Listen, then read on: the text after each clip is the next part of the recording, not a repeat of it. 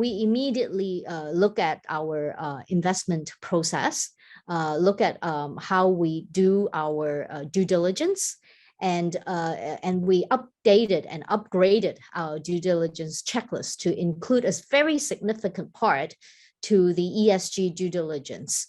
And so I'm very, very proud to say, in terms of incorporating ESG considerations in our investment decisions, FoundInvest would be at the forefront, looking at these not just as a risks increasingly, also look at it as a value creation opportunity. And when I talk about ESG agenda, people usually tend to just focus on the climate part, but there's also a social part and a governance part, and those are also very important as well.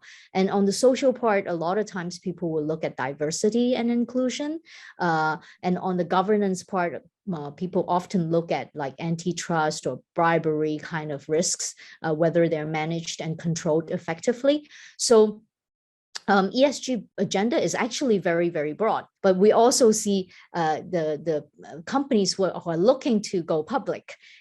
For example, in Hong Kong Stock Exchange, they have a requirement for ESG. So listing agencies look for adherence and commitment to ESG standards. And of course, increasingly, we have young employees in the company who will look to work in a company that demonstrates certain values that they can say they're proud of.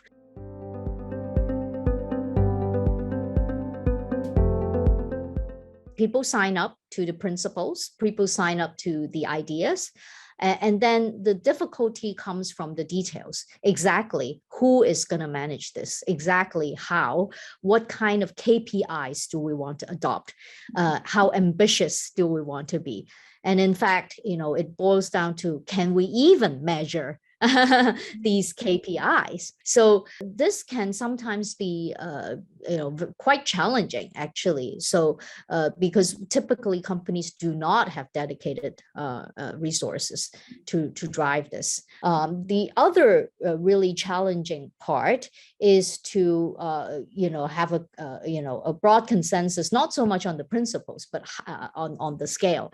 So and how to break it down into small pieces within different functions of the organization to drive the ESG agenda.